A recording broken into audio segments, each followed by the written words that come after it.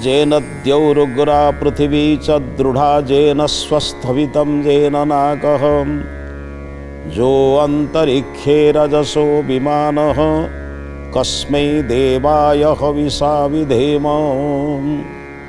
जो प्रभु सूर्यंकर उत्तप्त किरण सह चंद्र को शीतल किरण दान करिसेंती, ग्रह ग्रहांतर को दृढ़ करिसेंती एवं निजर अक्षपथरे कक्षपथरे नियमानुवर्ती भाव में परिभ्रमण कराउछंती, सेई प्रभुंकर अभ्रांत नियम सर्वत्र प्रदर्शित होउछि। से नियम को मानिबा जीवनर सुखर संभार आम प्राप्त हवा। नियम को अतिक्रमण कले दुख जंत्रणा भोग करिबा। नियम को अतिक्रमण न करिबा पई आम पाखरे शक्ति सामर्थ्य रहू, एतिके प्रार्थना एतिके निवेदन प्रभु। बालक मोर बोलकर आज अध्याय को समस्त श्रोता बंधु मानक समस्त दर्शक बंधु मानक मोर श्रद्धा सम्मान भक्ति निवेदन करुछि। प्रत्येक पितामाता सर्वदा लक्ष्य करती पिलाटा बाहर कहला ताको दे गोड़ धोई दे, हाथ धोई दे, सार्टा काढ़ी दे, ताको धोई दे। अर्थ बाहर जीवाणु बा बाहर धूली आम घर को प्रवेश न। बाहर जो धूली लगी धोई दे चली परिष्कार परिच्छन्न घर को आस। जो घर तुम हाथ में तैयारी करिछ से घर को एत परिष्कार परिच्छन्न करुछ। जो घर प्रभु तैयारी करके देइछंती ये जो शरीर रूपक घर ताकू केते मैला कलड़ी। हिंसा द्वेष परसिकातरता ठकामी भंडामी छलना ये शरीर घर को केते मैला कलनी।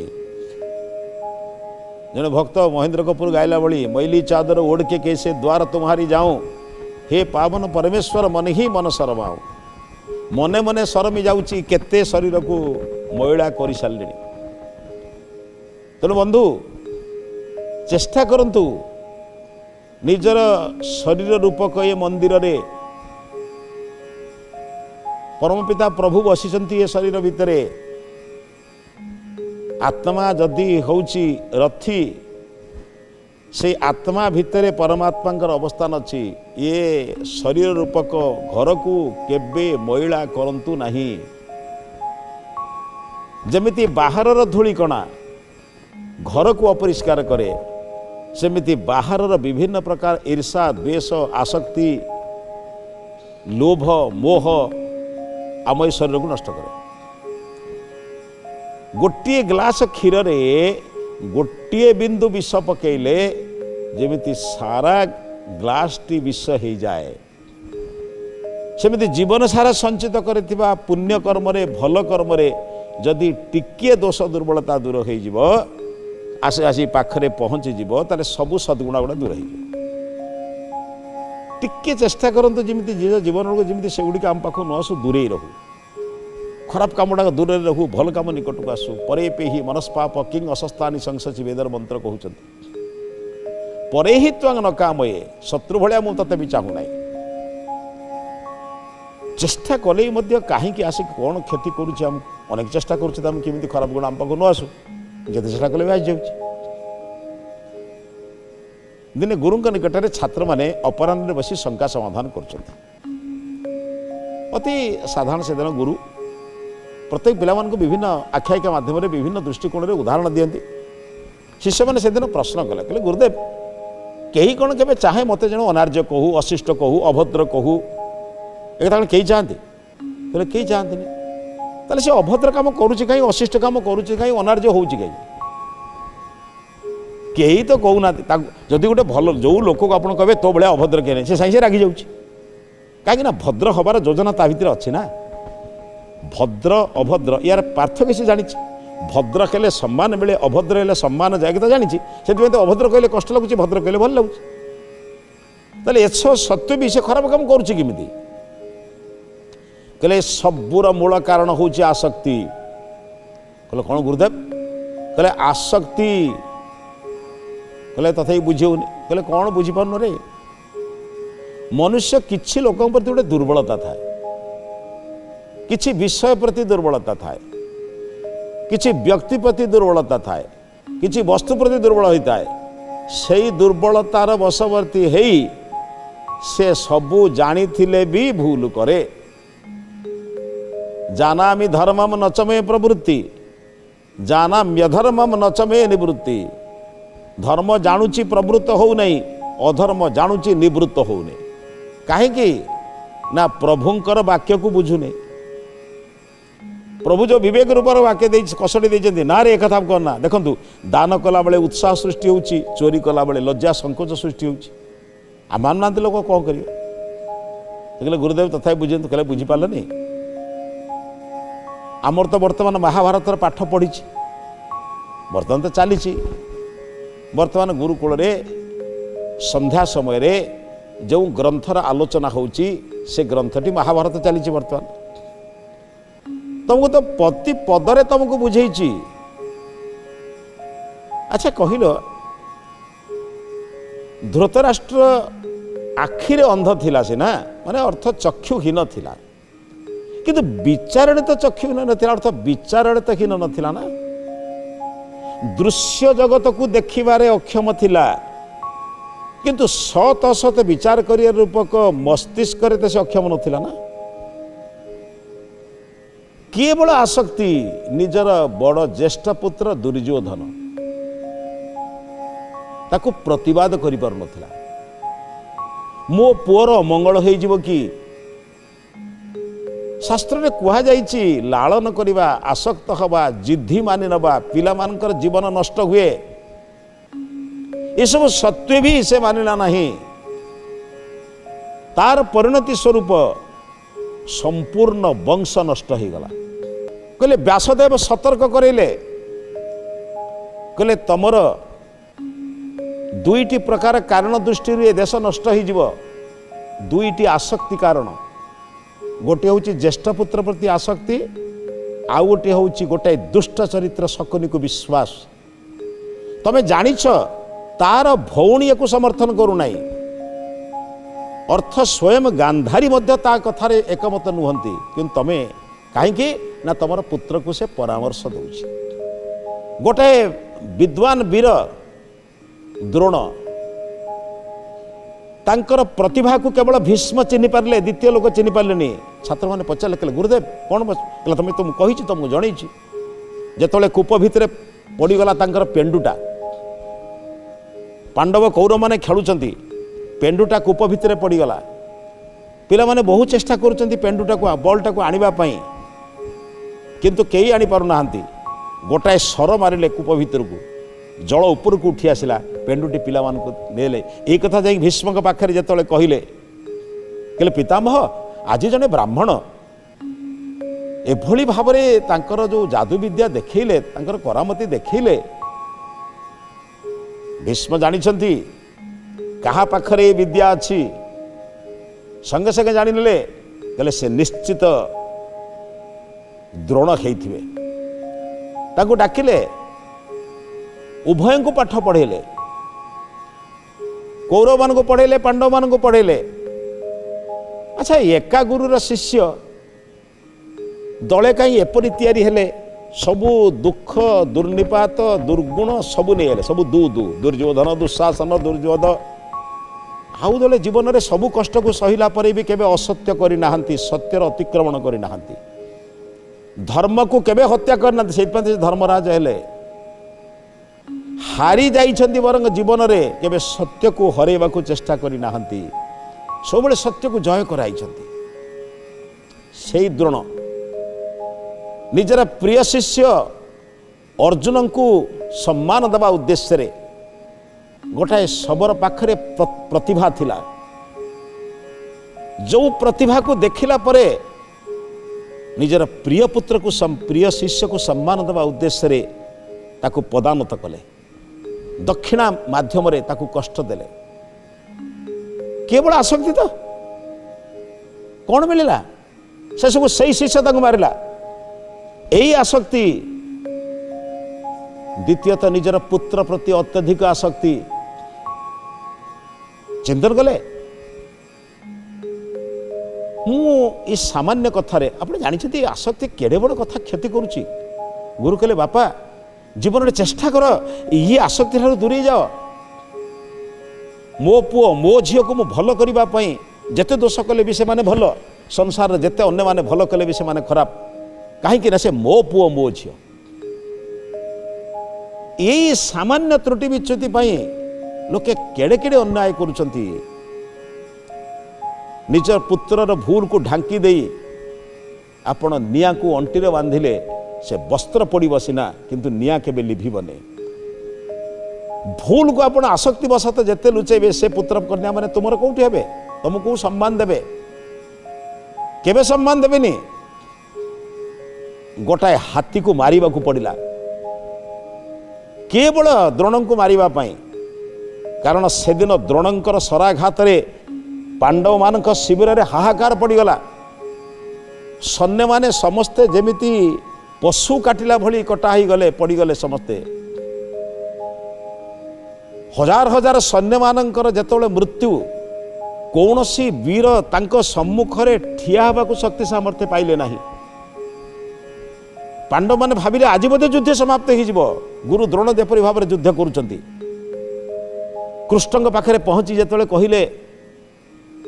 कहले आज गुरुदेवंकर युद्ध को देखिले जमिति प्रलय आसछि भलिया लागुछि, स्वयं प्रलय जमिति आसीछि।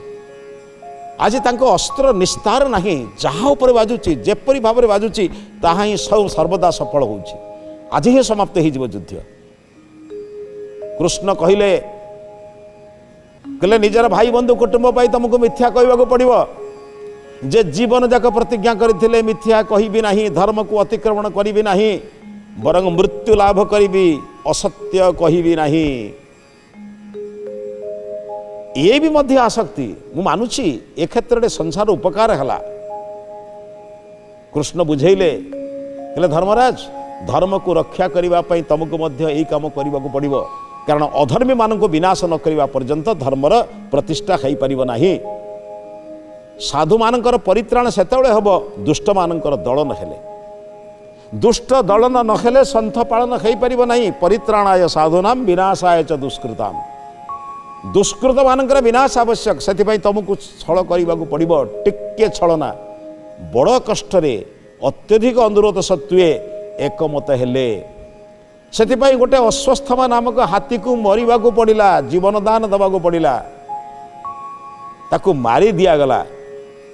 मारी गला परे कहिले नरेवा गुंजरे अश्वस्थामा हत।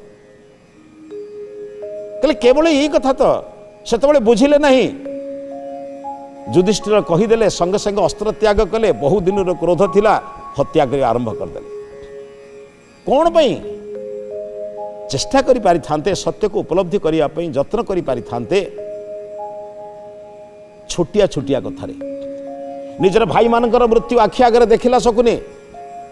निजर भाई बंधु कुटुंब आखि आगे गोटाए माटी पात्र रे सरारे गोटे मात्र सराए जो छतुआ एवं गोटाए कलसी पानी। 100 भाई मानक आगे 100 लोक मानक गोटे मात्र माटी पात्र रे किछि छतुआ एवं गोटे कलसीर पानी। समस्ते निष्पत्ति कले आमे समस्ते मरिबू, जन को बंचाइबू। कहा को बंचेबे?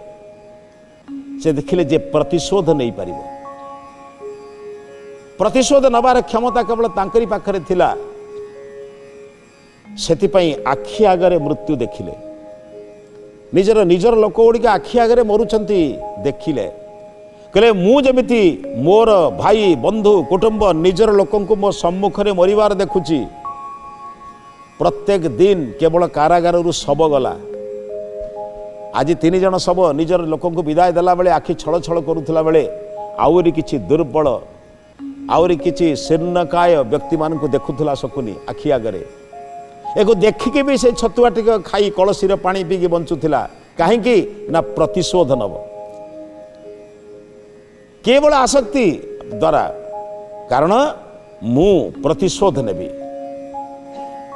एथिपाई छलना आरंभ कला, प्रियता आरंभ कला। शत्रु को मारिबार योजना रे गोटाए लोक एमिति विश्वास करिगला।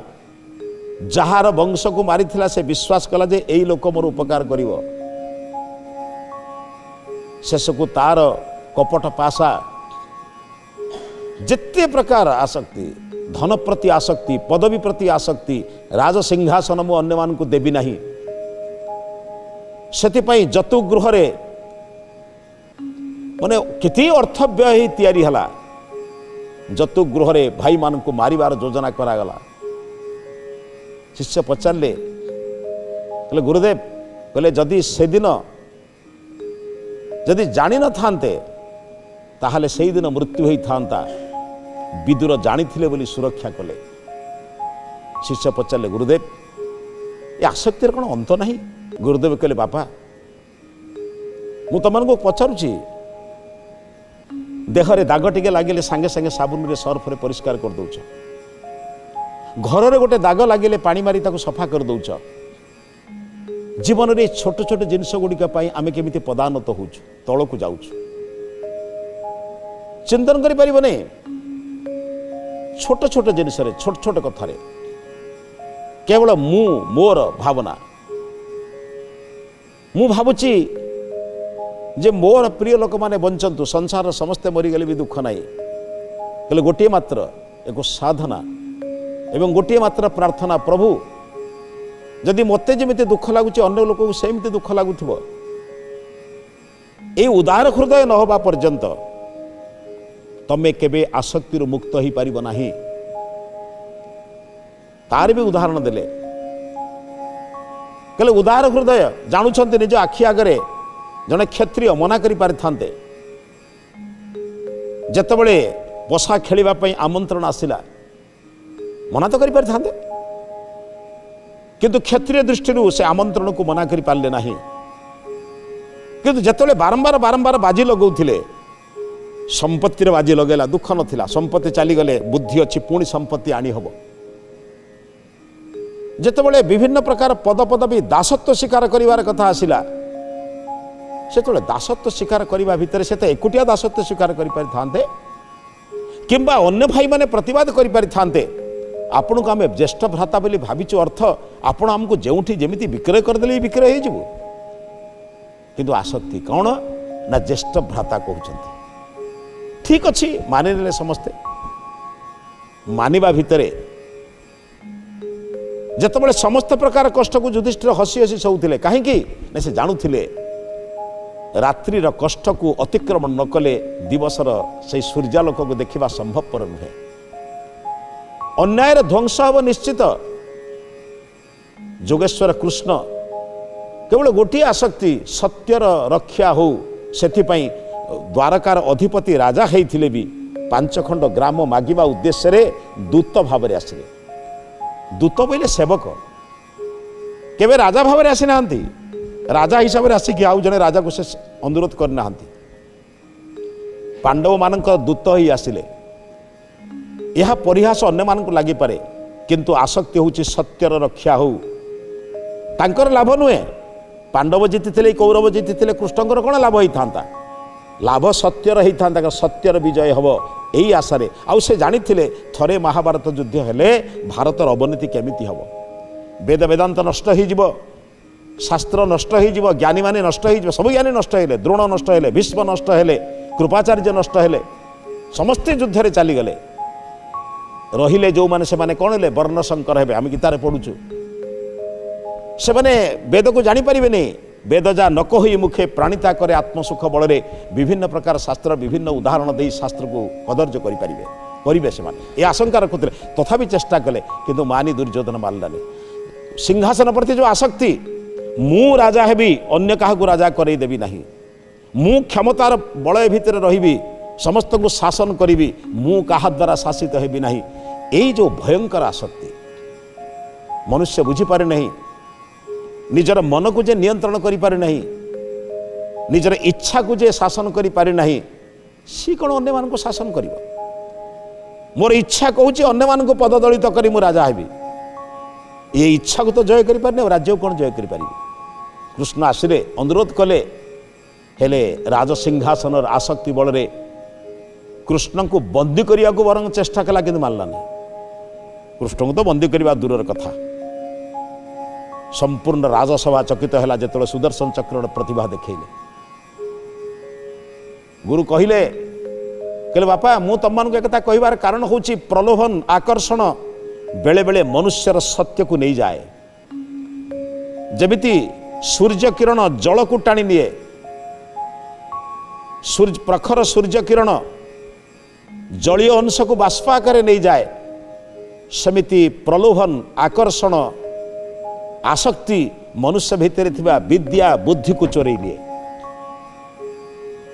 सतर्क नखेले जार चेर भितर को जाइथिबो से वृक्ष बंची गला परी जो मानकर साधना जो मानकर जीवन रे थिबा करिथिबा जो विभिन्न प्रकार उपासनार शक्ति रे जो माने स्थिर रही पारिबे सेई माने आसक्ति रू बंची पारिबे प्रलोभन आसिले भी प्रलोभित हेबे नाही जेमिति विदुर रक्षा हो बारंबार बारंबार बुझे साइला परे मध्य जेतोले धृतराष्ट्र मानिबा को प्रस्तुत नुहे अनुरोध कला मते पदवी वंचित कर दियंतु अंतत पक्षे भिक्षाटन करी बंचीबी किंतु असत्यर समर्थन मु करिबी नाही शिष्य माने कहले गुरुदेव आपण अनेक उदाहरण देले किंतु गोटिए उदाहरण देवा परे आमे चिंतन करूछु असत्य सहित सालिश करी किछि दिन सुखभोग करने अपेक्षा सत्य सहित जीवन गतिपथ नेले निश्चित श्रेय मार्ग मिल ईश्वर का आशीर्वाद मिल कहले असत्य किसी मनीष मानकर तुमको हूँ तो सहयोग मिल पारे किंतु सत्य मार्ग गले ईश्वर का आशीर्वाद मिल तेणु आसक्ति रूपक दोष को दूर कर दियो देखिब जीवन में तुमको समस्ते समान भली देखावे क्या दुख दब क्या जंत्रणा दब क्या कष्ट दब आत्मवत सर्वभूतेषु समस्त को समान परि देखिब एवं समस्त को न्याय व्यवस्था रे निज निजर पदवी रे थिले मध्य समस्त को भल कथा कहिबार तमे सुजोग पाई परिबो पिला माने बुझीगले आसक्ति विहीन जीवन यापन करिया पे गुरु चरण रे प्रतिज्ञा कले चेष्टा कले गुरुदेव जीवन बाकी समय तक आसक्ति विहीन हो समस्त को न्याय व्यवस्था देवाई समस्त को समान अधिकार देवाई आम प्रयत्न कर गुरु खुशी हेले और आशीर्वाद देले ए विचार सहित आज अध्याय को समाप्त करुछु ए अध्याय को समाप्त करने पूर्व आज महत्वाणी संपर्क में चिंतन करवा आसक्ति एपरी एक दोष जीवन में संचय करिथिबा समस्त गुण को नष्ट कर दिए जमिति गोटे ग्लास क्षीर रे गोटे बिंदु विष मिशिले संपूर्ण ग्लास विष हो जाए सेमिति जीवन जाक संचित करिथिबा भल कर्म रे मंद कर्म मिशांतु नहीं चेष्टा करंतु मंद कर्म को निज ठारू दूरेई दियंतु जीवन में पूत पवित्र हो जीवन धारण करने प्रयत्न करंतु यह द्वारा मनीष जीवन सार्थक हो यह विचार सहित आज अध्याय समाप्त करुच्ची समस्त को नमस्ते।